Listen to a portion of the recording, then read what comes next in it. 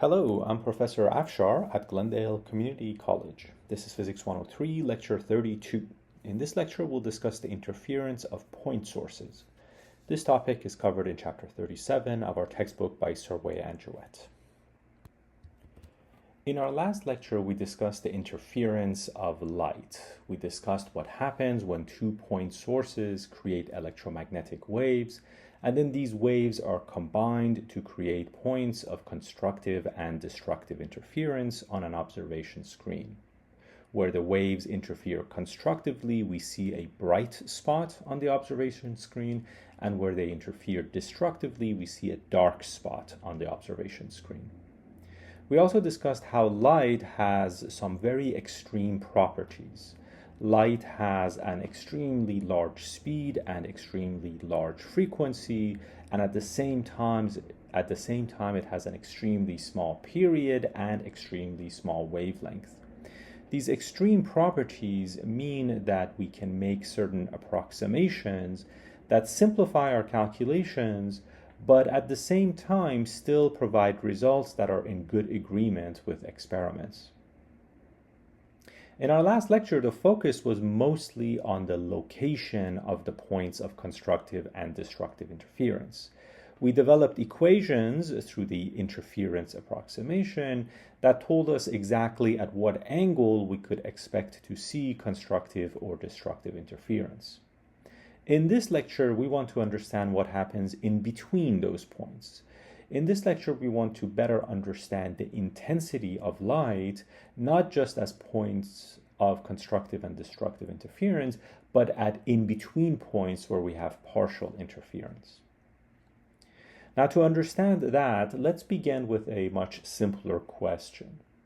Suppose one point source illuminates a screen. What is the intensity that one would see on an observation screen? And just to be precise, let's remind ourselves what a source is. Electromagnetic waves are generated by charged particles. So when electrons or protons, negatively charged or positively charged particles, begin to oscillate, they generate electromagnetic waves and light in particular. So by source, we mean charged particles. Now, what is a point source? Well, a point source, mathematically, is a zero-dimensional object. Mathematically, the size of a point is zero. Physically, that's not a very realistic situation. So in physics, when we speak of a point source, what we really have in mind is a very small collection of charged particles. Ideally, we would like to have a single electron or a single proton oscillating. However, controlling the motion of a single electron is exceedingly difficult.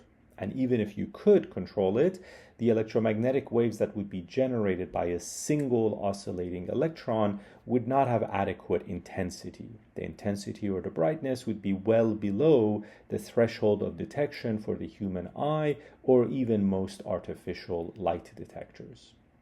So what we have in mind is not really an electron, although that would be ideal. What we have is a relatively small collection of charged particles. What do I mean by small?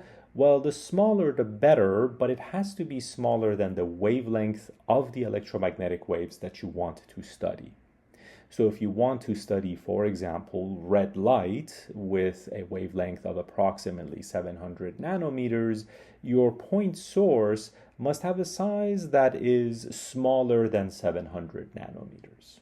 So by small in this context, we mean small relative to the wavelength of the light that you want to study. Now, in practice, it's difficult to control these point sources.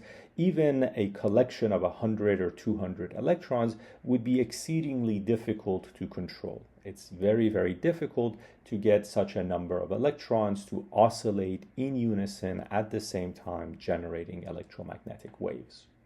So in practice, in most cases, we use a single-slit apparatus. And you're going to hear this phrase a lot in this context, so you should know what a single-slit apparatus is. It looks something like this. We have two screens. We're going to refer to them as screen 1 and screen 2.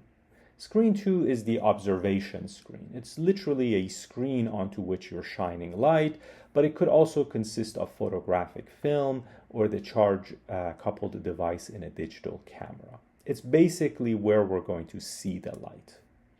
Screen 1 is essentially an opaque screen, so it's something that light cannot pass through, like a sheet of aluminum, for example, or simply a sheet of black paper. Now, what's important about screen 1 is that there must be a very small aperture or opening made in screen 1. So what people normally do is they use a sharp pin or needle to prick a tiny circular hole in the screen, or more commonly, they use a sharp knife or a blade to cut a slit into screen 1. So what we now have is a very narrow single slit that has been cut into screen 1, and light can now pass through this aperture, through this opening. The shape of the aperture and the method of fabrication is not very important to us. What's important is that light generally cannot pass through screen 1 except through the small opening that has been made. Now, there is usually a light source somewhere far from screen 1. It's not shown in this picture. This light source could be just a light bulb that is creating spherical waves. These spherical waves travel a long distance to get to screen 1, so the spheres have now expanded, and locally they look like flat lines. So these waves that I have drawn here, these plane waves, you really should think of them as basically arcs of a very, very large circle. The circle is so large that basically the local segment of that circle looks like plane waves. So now what we have is plane waves that are incident on screen 1. Screen 1, of course, is opaque, so most of this light will not be able to pass through screen 1. If screen 1 is something reflective, like aluminum, then most of the incoming light is going to reflect. If it's something absorbent, like black paper, then most of this light is going to simply get absorbed by the paper. The only bit of light that can pass through is the light that is incident on the aperture. When the light passes through the aperture, on the other side, the wavefronts become spherical again. This bending of the wavefronts from a perfectly planar wave to a spherical wave is described as refraction, which is a topic that we'll discuss later. But for now, note that if this aperture is small enough, the light that basically manages to squeeze through begins to look like the light that would emanate from a point source. So we're using this exceedingly small slit to essentially simulate point sources. So in these discussions, you'll often hear people talk about a single slit apparatus or a double slit apparatus or a multi-slit apparatus. In all of those cases, what we're doing is basically pricking tiny holes inside an opaque surface or cutting narrow slits so that we can simulate the behavior of a single point source or 2 point sources or multiple point sources. And now the question becomes, what happens when these waves, which appear to be coming from a point source, what happens when these waves strike screen 2? What do we see on the observation screen?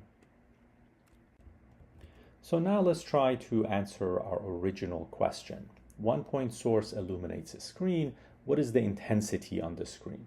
Note that again, I'm talking about a point source, but of course in practice, what people often do is create a very small aperture, like a single narrow slit, in an otherwise opaque screen, and then allow light to pass through that aperture, simulating the behavior of a point source. So as light passes the screen, it's going to be incident on an observation screen. What do we see on the observation screen?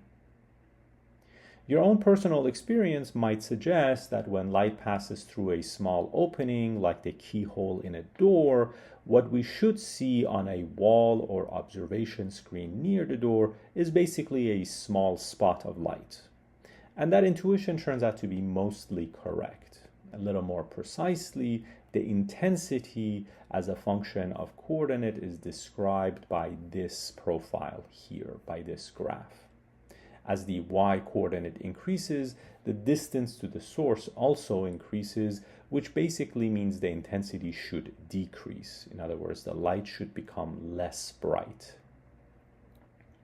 The exact function that describes this graph is given here. I won't derive this equation for you. Our purpose here is to simply understand this function and recognize what it implies about the behavior of light. Notice that I am graphing I, which is intensity or brightness of light, as a function of y. The y coordinate is the vertical coordinate in this picture here. So initially light was propagating along the x direction, and the y-axis, which is parallel to the screens, is the vertical axis. So to correctly interpret this graph here, you need to rotate this graph by 90 degrees and maybe superimpose it on the wall or the observation screen. So now the graph basically says that the intensity is highest at the center of that spot of light, and as you go further out in the positive or negative y directions, the intensity becomes less. You might be wondering why it is that you normally see a spot or a circle of light instead of a gradually decreasing intensity, and the reason is that essentially the intensity falls below the threshold of intensity for your eyes. So for example, if your eyes cannot see below a certain threshold, let's just say 0.004 in this picture, then what you would see on the wall is essentially a spot of light or a circle whose diameter is this distance here. Because the light falls below the intensity threshold of your eyes, you basically don't see these tails of the intensity profile, and what you see is the central bright circle. Now, our real purpose in this lecture is to study the superposition and in particular the interference of light waves. You can't have interference with only a single point source. One needs a minimum of 2 point sources so that they can interfere with each other. So now let's turn to a more interesting question. Suppose two identical point sources illuminate a screen. What is the intensity on the screen? So here we expect to see some constructive and destructive interference. Before I present the answer, let me mention that in practice we use a double-slit apparatus which looks like this. So as I mentioned before, it's exceedingly difficult to control the motion of, let's say, two individual electrons. So what we do is we start with an opaque screen and then we cut narrow, small apertures in that screen. So these might be two small pinholes or two very narrow slits that have been cut into the screen, allowing light to pass through. The light that passes through these small apertures simulates the light that would be generated from 2 point sources. This light then reaches an observation screen, and the question now is, what do we see on the observation screen? I should mention two other facts as well about the typical double-slit apparatus. Normally, lambda, the wavelength of the light that is used, is much less than d, which is the separation between the two slits or the two sources, and that in turn is much less than L, which is the distance from screen 1 to screen 2. So just to give you a rough idea of what these numbers are typically like, L is usually on the order of 1 meter. That's the distance from the aperture screen to the observation screen. D, which is the separation between the slits, is usually, very roughly speaking, approximately 1 millimeter, and lambda, which is the wavelength of the light that we often experiment with, is going to be something like 500 nanometers. The numbers themselves aren't so important. What's important here is that lambda is on the order of nanometers, so 10 to the minus 9. D is on the order of millimeters, so 10 to the minus 3. And L is on the order of meters, so 10 to the 0. So these three numbers are different by several orders of magnitude, which, as you will see later, allows us to make certain approximations that will simplify our calculations. I should also mention that the two sources are often positioned symmetrically relative to the origin. So if one of them is, let's just say, half a millimeter above the origin, the other one is exactly the same distance below the origin. One doesn't have to set up the experiment like this. However, the equations that I'll give you in a few minutes always assume that the two sources or the two slits are symmetrically placed. In other words, the origin of the coordinate system with the x and y axes is placed midway between the two slits. So now let's talk precisely about what one would see from a double slit experiment when the light illuminates an observation screen. The intensity profile, perhaps somewhat surprisingly, looks like this. The two sources interfere constructively and destructively, resulting in alternating patterns of maxima and minima. The maxima that you see correspond to bright spots that one would see on the observation screen, and the minima in intensity are places where there is no light, and so the observation screen would appear as dark. The exact function that describes this graph is given here. Again, I'm not deriving this function for you. However, we want to know how to use this function here.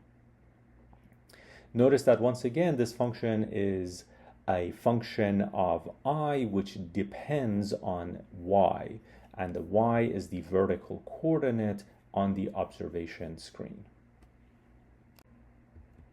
So according to the intensity function that I provided on the last slide and is repeated here, the brightness on the observation screen is not at all a uniform pattern of brightness. The brightness seems to increase and then decrease. Those places that are most bright correspond to points where the two sources are constructively interfering, giving us a maximum intensity, and then the dark spots in between the bright spots are places where the two sources are destructively interfering, canceling each other, and therefore we're getting minima in intensity. We can use this function to figure out exactly where the maxima and the minima are.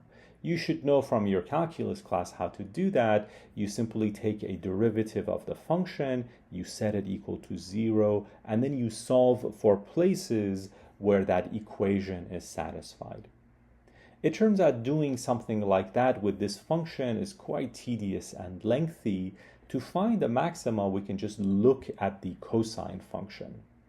We know that the maximum should correspond to a place where this cosine function is at its maximum. The maximum value of the cosine function is 1 or minus 1. We're squaring it here, so we're not going to differentiate between plus 1 or minus 1. When is the cosine function equal to plus or minus 1? Well, when its argument, d lambda pi sine theta, is equal to some integer times pi. And what this gives us is a nice equation which you have already seen before, but we're now deriving it in a different manner. We find that the maxima in the intensity profile, remember those are points of constructive interference, happen at angles that satisfy this equation. Of course, to find those angles, to be able to calculate them, you need to know what the separation between the two slits is.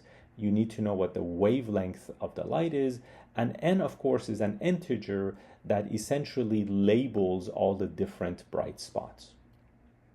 You can also talk about minima. The minimum in intensity happens when this cosine function is equal to 0. When is a cosine function equal to 0? Well, when its argument, d over lambda pi sine theta, is equal to pi over 2, or 3 pi over 2, or some half integer times pi. When we solve for d sine theta, we again get an equation that you have seen before. You saw this equation in our last lecture as the location of destructive interference. So if you know d and lambda, you can figure out the angles at which the intensity is minimum corresponding to points of destructive interference. Usually people are interested in the y coordinates of these bright spots. To calculate the y coordinates of these bright spots, you need to first calculate the theta using either one of these equations. If you're interested in the bright spots, you use the top equation. If you're interested in the dark spots, you use the bottom equation. Then once you have theta, you recognize that tangent of theta is simply the y coordinate divided by L, where L is the separation between the two screens. So you can also calculate the y coordinates of these spots using this equation here. It turns out that one can observe interference of light waves also with more than 2-point sources. So we've talked about 1-point source and 2-point sources, and now we're going to jump to n-point sources, where n could be 2, 3, 4, 5, or any positive integer. So suppose n identical point sources illuminate a screen. What is the intensity profile on the screen? What is the pattern of brightness that one observes? In this case, the pattern is much more complicated. So here is a typical graph of intensity versus y for multiple point sources. This particular graph was generated for 6-point sources. So I'm talking about point sources here, but of course keep in mind that what we normally do is take an opaque screen and then cut narrow slits into that screen that essentially simulate point sources. So we would say that this is the intensity profile for a 6-slit apparatus. Now notice that once again we have these very prominent peaks, these maxima in intensity, and we refer to these as primary maxima, and these correspond to points where all n-point sources are interfering constructively. And then we have minima in intensity, places where the intensity is 0, so there is no light, and those are places where all n-point sources are destructively interfering. Now note something interesting. If you zoomed in on this graph, for example in this region here, you would notice these other local maxima in the intensity profile. We refer to these smaller maxima as secondary maxima. These secondary maxima correspond to points where perhaps some of the point sources are interfering constructively and some are interfering destructively. So if we have 6-point sources, perhaps 4 of them are interfering constructively and 2 are interfering destructively. That gives rise to these secondary maxima. The function that describes this graph is itself quite complicated. Once again, I won't derive this function for you, but I do want you to know how to use this function. So we have intensity, and as you can see, intensity is a function of y, but also, of course, a function of theta and many other things. Capital N in this equation denotes the number of slits or point sources that we have. To generate the graphs shown here, capital N would be set equal to 6.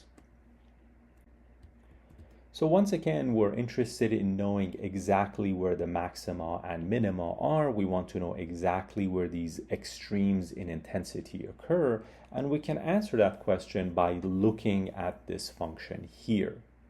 As usual, following the optimization procedures that you've learned in your calculus class, you know that you can take a derivative of a function, set it equal to 0, and then solve for theta, but doing that with this very complicated function is quite tedious and lengthy.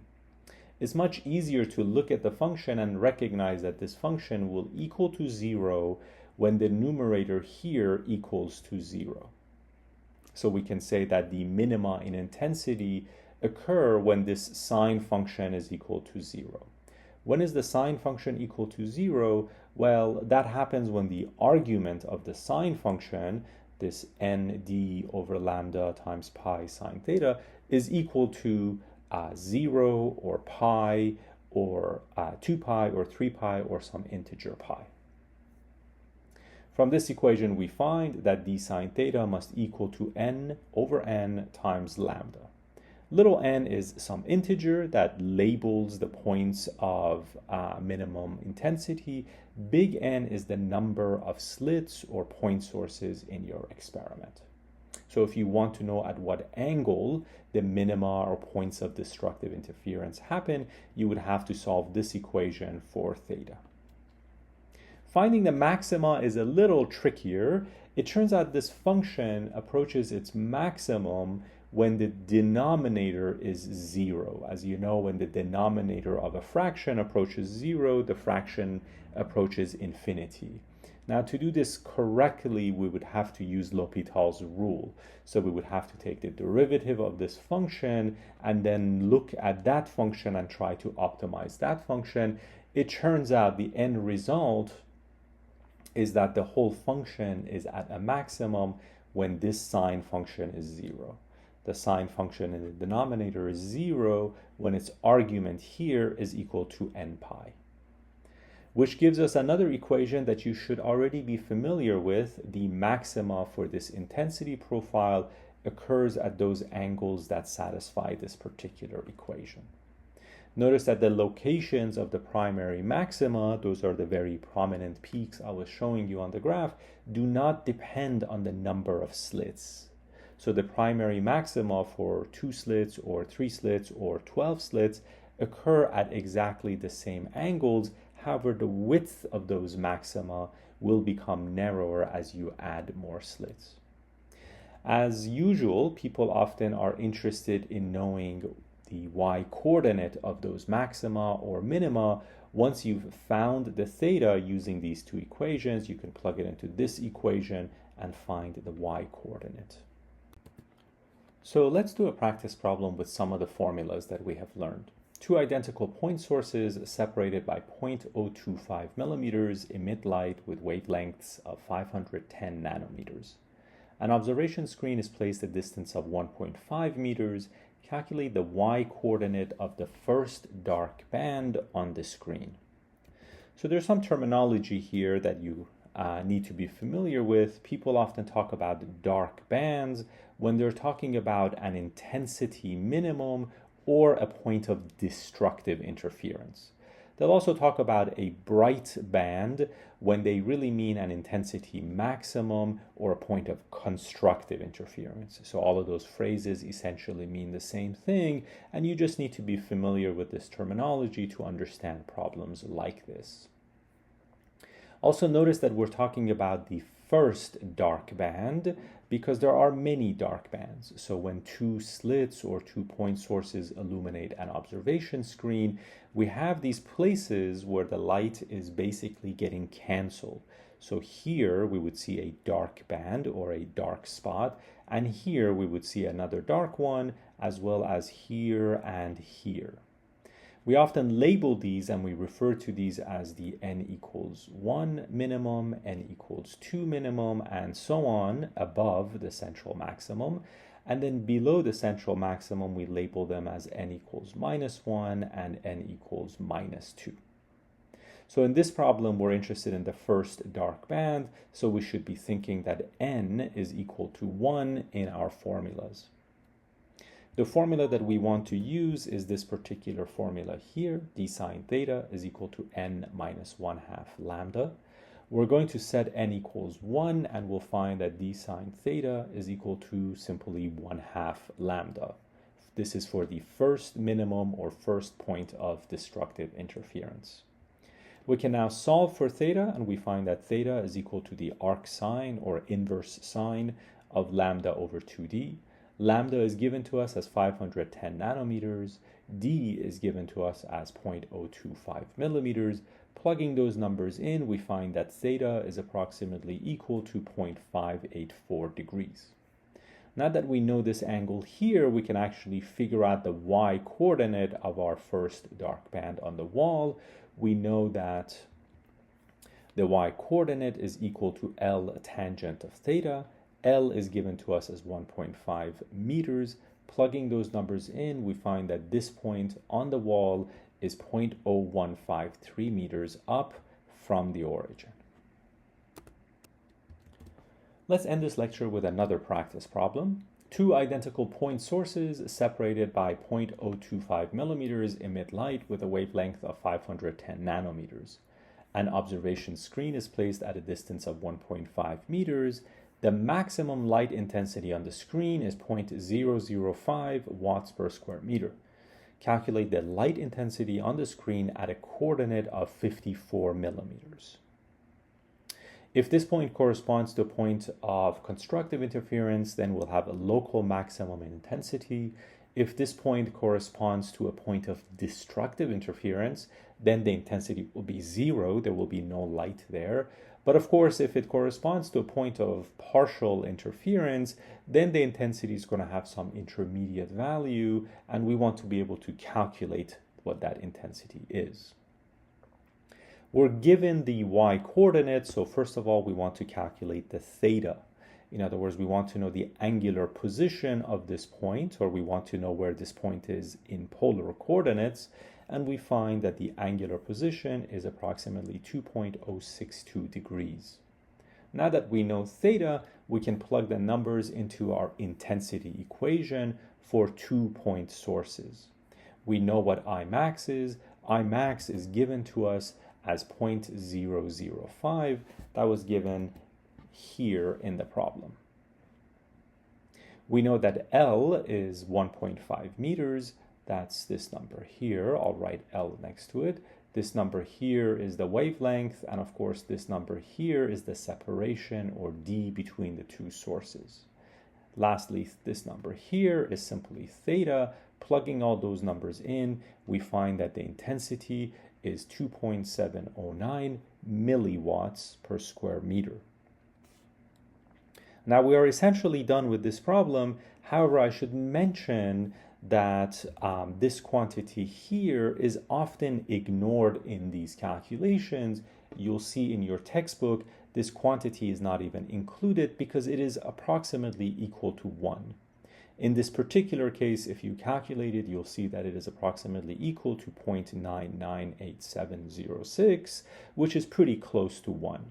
The reason for that is that typically in experiments of this nature, L is much bigger than Y, so this fraction simply ends up being 1, and we don't lose much if we simply drop it from the formula.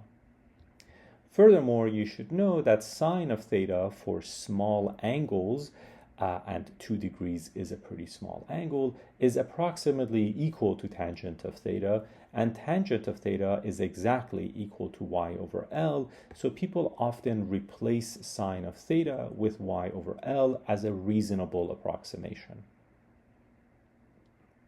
So you're welcome to use this exact equation that I've given you here, but if you used this approximate equation here, where this first fraction is simply dropped or approximated as 1, and sine of theta is approximated as y over L, you would still get a reasonably accurate answer. Using this simpler to use formula at the bottom, we would find that the intensity at 54 millimeters is 2.731 milliwatts.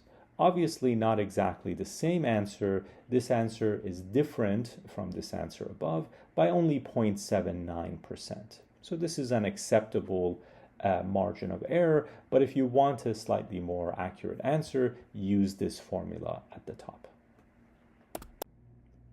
And that is the end of this lecture. Thank you for your attention.